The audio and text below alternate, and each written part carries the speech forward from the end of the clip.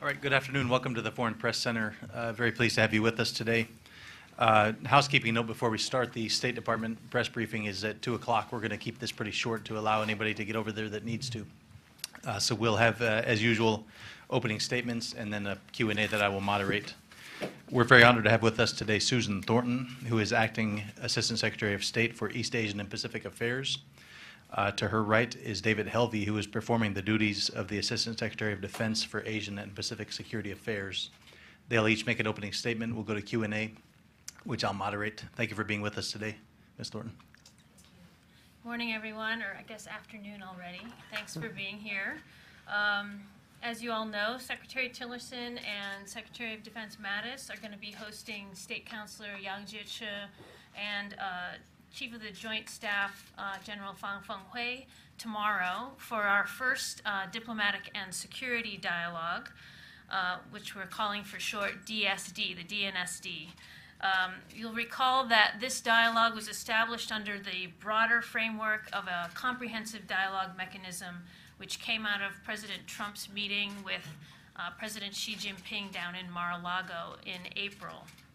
And we hope that this diplomatic and security dialogue will continue that positive momentum from the Mar-a-Lago meeting and set a constructive tone for our three dialogues to come and enable us to deepen our communication and make progress on priority issues. We are, of course, pursuing a constructive and results-oriented relationship with China, one that benefits the American people, allows us to remain faithful to our allies, and presses China to abide by international rules and norms, but also contribute to resolving global challenges and to improving international security. Reflecting our desire for a streamlined approach, this diplomatic and security dialogue will focus on key security issues and will be a little bit narrower than our previous strategic and economic dialogue. We will give the top priority, top billing to the issue of North Korea, the DPRK, and we are aiming to advance concrete cooperation with China toward a peaceful resolution of the nuclear and missile threat from North Korea through these talks. We remain committed, of course, to holding North Korea accountable for its flagrant and repeated disregard for multiple UN Security Council resolutions, and which expressly prohibit these programs. We also continue to urge China to exert its unique influence and leverage over North Korea as its largest trading partner, including by fully implementing all UN Security Council resolutions.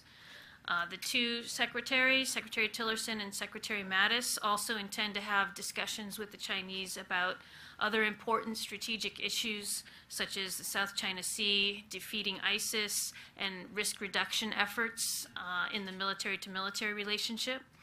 We remain committed to a policy that aims to expand cooperation with China where possible while narrowing our differences on key issues. And we, of course, do not expect to resolve all of the differences in a one-day dialogue tomorrow, but we do believe that we can achieve concrete results through this dialogue and that we can help to deepen mutual understanding on these issues. Some of the notes on the order of events: participants will start in the morning and work through lunch, discussing priority topics. And then the press office will have details for all of you on any access to these events, including any press availabilities by the principals after the dialogue. We'll have a break after the working sessions, and then we'll close with a joint dinner among the principals. So with that, I'd like to pass it over to Mr. Helvey.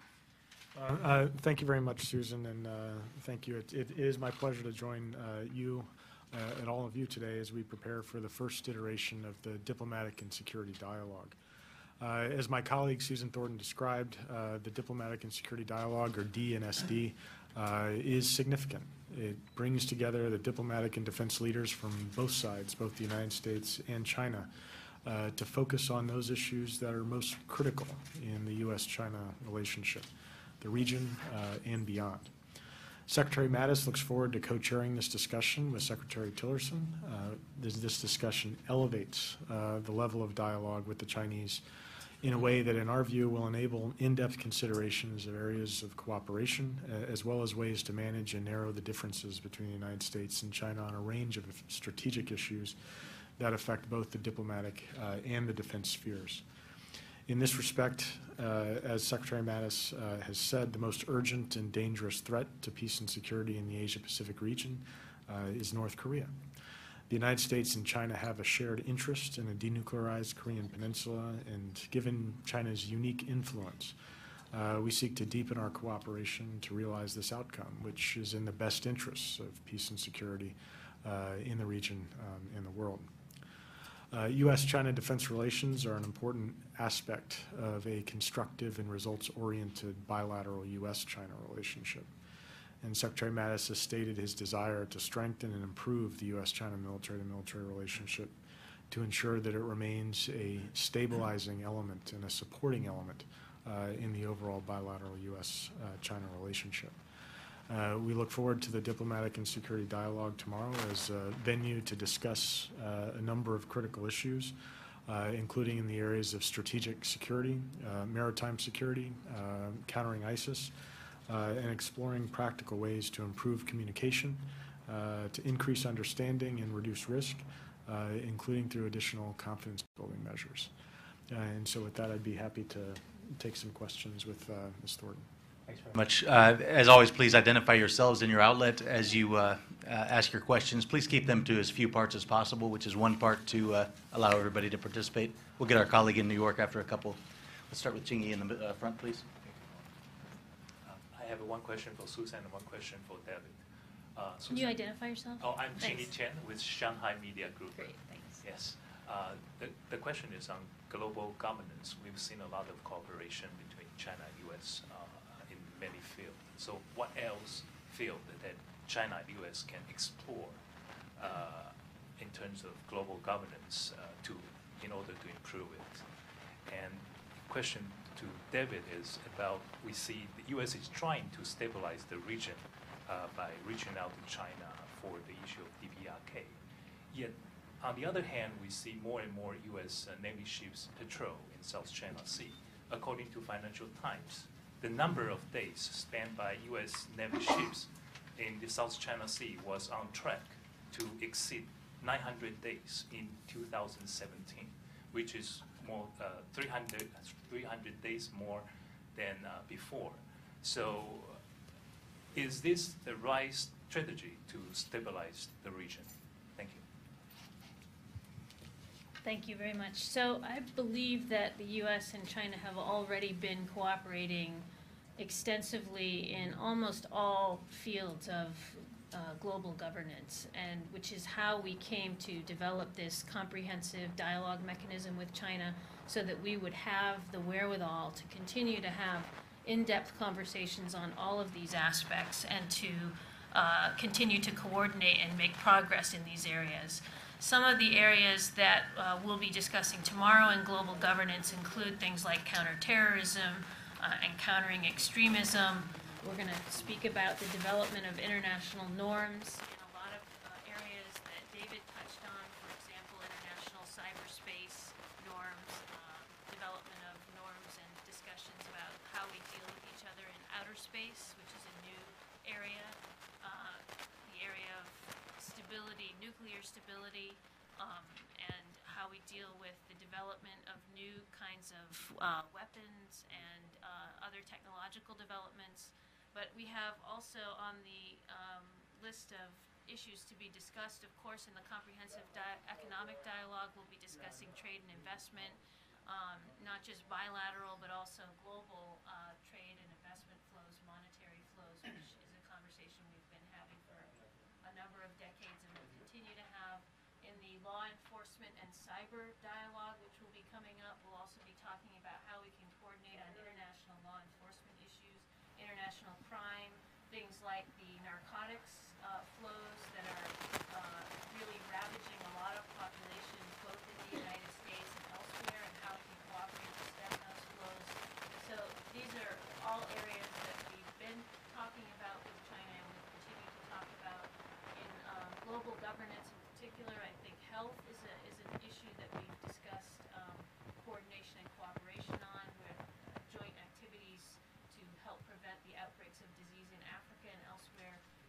think there is no areas of useful coordination that we can have with China, and we'll continue to work on those through all of our discussions, both tomorrow and in the future. Thank you. And with respect to your question, look, we have a common interest with China in cooperating to realize denuclearization on the Korean Peninsula. This is something that is a long-standing area where the United States and a desire to cooperate. This is something that supports peace and stability in the region, to see that outcome. With respect to Sorry to interrupt. Can you bring your camera mic, please? There's no sound. The audio isn't working. We can't hear you. I think the microphone is. Sorry. Okay, it's working now? Sorry. With respect to the question on operations in the South China Sea, I'll have to, I don't talk about military operations, but with respect to the broader issue of our strategy in the South China Sea, which is the strategy, across the region. We want to be able to. Excuse me, sir. I can't hear you. You're working at it. The microphone is not working well. Yeah, unfortunately, it's audio problem. It's not like this. No one can hear you. And New York can't hear you. Testing, testing. New York, can you hear us? No.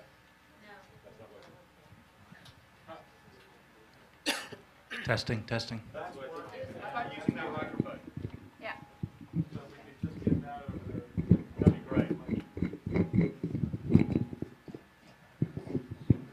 Sorry about that, New York.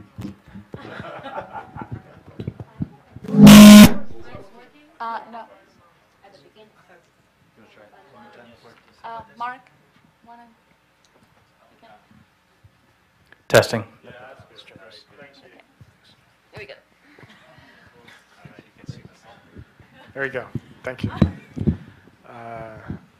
With respect to the larger question on maritime security, look, our presence serves a variety of different purposes. First and foremost, we acknowledge and recognize that Asia Pacific is an area where we have tremendous interests, economic interests, diplomatic interests, security interests. We have 5 of our treaty-based allies are in the Asia Pacific region.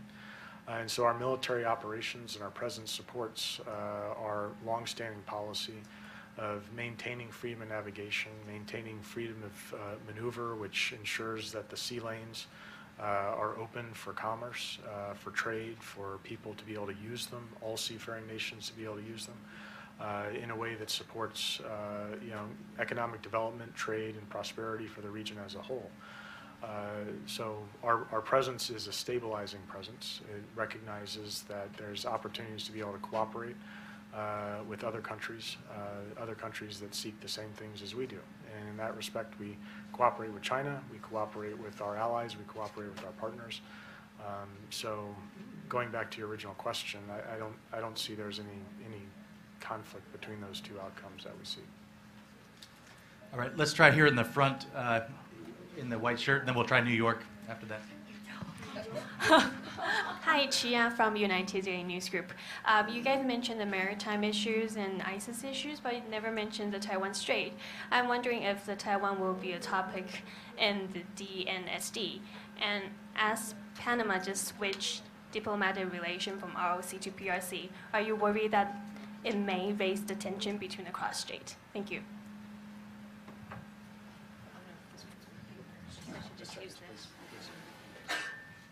Okay. Yeah, so thank you very much for the question. And of course, as is the case in almost every discussion that we have of this nature with the top-level Chinese delegation, I do anticipate that the topic of Taiwan will be raised. I think it's clear that the United States is committed to our One China policy. Secretary mentioned it again the other day in his testimony. And I think what we're looking for when we will be speaking to the Chinese about it tomorrow, assuming that it comes up, is we are very much interested in the continued stability and peace in the cross-strait area. And we will communicate that, of course, to our Chinese counterparts. And I think we would want to stress that we want to see continuing dialogue and communication between the two sides of the strait in order that there not be any increase in tensions. We think it's very important to have open lines of communication. We don't want to see either side make moves that would be considered destabilizing. In that sense, we've always been opposed to changes in the status quo by either side. But of course, we do have commitments under the Taiwan Relations Act, and we'll make clear that we remain faithful to those commitments as well. And so that would be the sense of what we would want to, I think, communicate in broad brush strokes on this issue. Follow up. Quickly, please. Thank you, Susan. My name is Dong Huiyu with China Review News Agency of Hong Kong.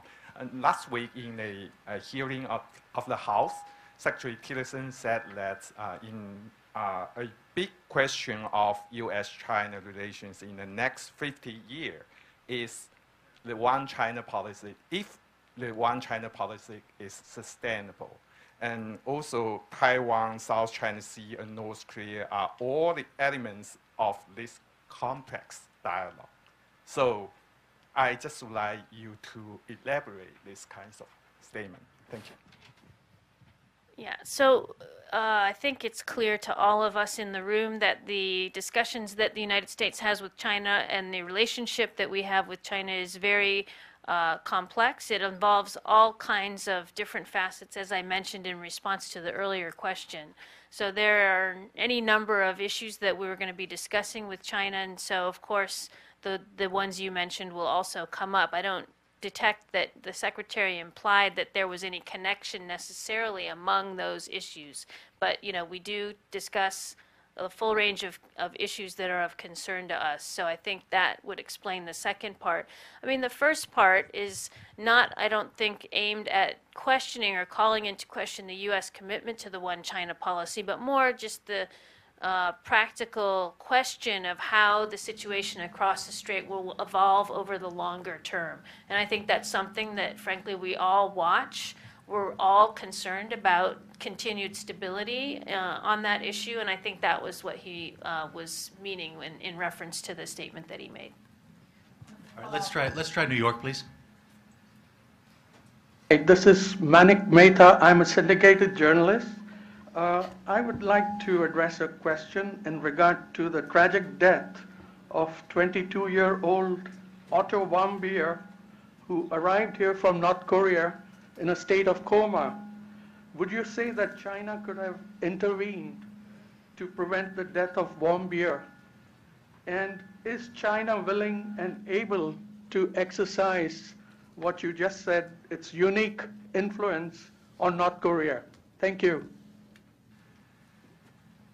Yeah, thank you very much for the question. I think you've probably all seen the statements and the remarks that have come out regarding the tragic passing of Otto Warmbier yesterday. I think both the President and the Secretary have made statements, and I would like to refer the specific details to the briefing that's going to be taking place at the State Department shortly with our spokesperson. But I think, you know, obviously North Korea in general will be a big topic of our discussions with China tomorrow. As far as the Chinese intervention to have, you know, whether or not Chinese intervention could have made a manifest difference in what happened to Otto Warmbier, I don't think I should speculate on that hypothetical. But we are, again, very saddened by his tragic passing. I think on the question of China's involvement in the North Korea question, the Secretary and the President have said many times that what we're focused on is getting the North Korean regime to change their calculus about coming back to the negotiating table and in a frame of mind that makes it a possibility to abandon their nuclear weapons and missile programs. And so the Chinese have a similar position that to ours on this issue. They support denuclearization, and they have endorsed repeated UN Security Council resolutions in order to try to increase pressure on the North Korean regime in order to try to get it to change its calculus about what its attitude toward its weapons programs. So I think we've seen some notable cooperation from China in this effort to create this kind of global echo chamber for getting the North Koreans to change their minds. Certainly they've cooperated in passing very tough UN sanctions regimes, including a new sanctions resolution number 2356 just last week. They have also, as you know, announced a ban on the importation of DPRK coal, and they've undertaken a number of other efforts. We've seen all kinds of countries in the international community also step up their own actions in regards to squeezing the North Korean regime's economic lifelines and try to cut back on the possibility of proliferation activity in North Korea. And I think I mentioned some of those efforts yesterday that different countries have undertaken. There are a number of others. We've seen DPRK shipping very much squeezed by refusal of countries to accept DPRK ships into port, squeezing their shipping registry. We've seen visa regimes that used to be much more open to DPRK visitors be slowly winnowed down and eliminated. In addition to some of the things yesterday I mentioned about cutting back on Air Koryo, the national airline of the North Koreans' flights to and from other countries, squeezing on diplomatic presence in other countries. So I think in addition to what China's doing, we're working on getting the entire international community to step up these efforts and try to, at the end of the day, the goal is to try to get the North Korean regime to change its mind about where it's going. And we'll certainly be talking to the Chinese about that tomorrow, and we hope to continue to cooperate with them on these issues. All right, we'll have one or two more questions. Let's do Jen in the blue jacket, please. Thanks, Mark. Jennifer Chen with Shenzhen Media Group, China. I would like to, can both of you shed some light on how two secretaries will link the DPRK issues and the South China Sea in this dialogue with China? And, you know, under the context of increased urgency on Korean Peninsula, will this administration keep the South China Sea matters relatively quiet in order to ensure concrete cooperation, as Susan mentioned yesterday in the conference with China for the peaceful resolution of North Korea issues? Thanks. Yeah, thank you very much for the question. I think, you know, I mentioned in my remarks yesterday and then again today that North Korea, and as David said, is a very urgent national security priority for the U.S. government. And of course, that will feature prominently in the discussions with China. It's a problem for China, it's a problem for the United States, and it's a problem for the entire global community. And so we'll certainly be talking about that. South China Sea is also a high priority issue because none of us wants to see an increase in tensions or an increase in militarization in that region. And I think we're certainly supportive of diplomatic and peaceful resolutions of any disputes in that area. But as Dave mentioned, we have very prominent security interests in seeing security maintained in the South China Sea and seeing that these disputes do not sort of emerge into something more worrisome than what we see today. So I think it's not that these two issues will be linked in any way. They're both issues that are important to both countries, and so of course they merit a thorough discussion, a thorough comparison of where our positions are and what our views are on these issues. And I think you know, we can certainly find common ground on both the issue of North Korea and on the issue of South China Sea, but we want to make sure that our security interests are preserved and maintained, and that countries in the region are operating in accordance with international law and international rules and norms. And I think as long as we do that, since those rules and norms are self-executing, it maintains security and can assure the sort of very important trade routes that run through that part of the world. So I hope that answers your question, but I'll let Dave take his turn at answering as well. I would just say that there's no daylight between Susan's response and the response that I would provide. We don't see a linkage between the two issues. They're two very important issues for both countries, and we look to be able to use the dialogue, an elevated dialogue between the leaders on both sides, to be able to talk about areas where we can cooperate, and also to be able to manage whatever differences that we have. But there's no trade or linkage between North Korea and South China Sea. These are areas that are of critical importance to both countries, and both countries have a shared interest in ensuring peace and stability consistent with international norms and law. So, thank you. Let's do that last very quick one, please. Here. Thanks. Zhenghua Lu from South China Morning Post. North Korea is reported by Wall Street Journal last week that the Trump administration asked Beijing to take actions against nearly 10 Chinese companies and individuals to curb their trading with North Korea. This is sources from U.S. senior officials. And wonder where you raise this demand in tomorrow's dialogue with your Chinese counterparts, and where are you two sides on this issue so far? And if U.S. pushes to sanction those Chinese companies and individuals, have you taken into account the scenario that China will retaliate against American companies in China? Thanks. Yeah, thank you very much for that question. So I mentioned in my earlier response some of the areas of coordination and cooperation that we have between the U.S. and China on DPRK, including very close consultation on implementation of the UN Security Council resolutions and sanctions regimes that have been approved by the entire UN Security Council in New York. And we have, as part of implementing the sanctions, exchanges of information with China on an ongoing basis about things that we believe are potential violations of the sanctions designations in connection with those resolutions. This has been an running exchange of information that's been going on for quite a long time.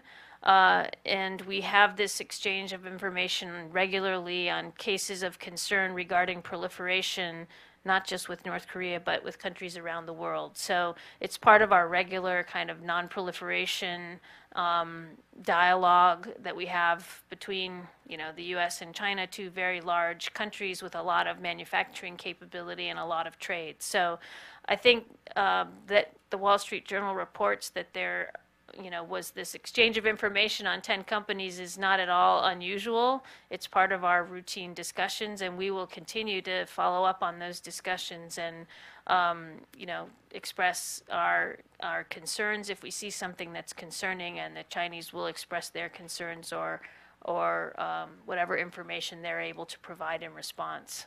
So I think we will have conversations about that regular exchange tomorrow, and it will certainly be ongoing. And regarding the question of sanctioning individual entities, we have undertaken in rare instances, but going back for decades, sanctions activities against entities that we feel may pose a threat to the U.S. financial system or otherwise in proliferation activity, and I would expect we would continue to do that. I don't expect any particular retaliation for that kind of ongoing activity that's meant to protect the U.S. financial system and U.S. Sort of interests in these cases. So. That concludes our briefing. Thank you for joining us. Thank you to both of our briefers for their valuable time.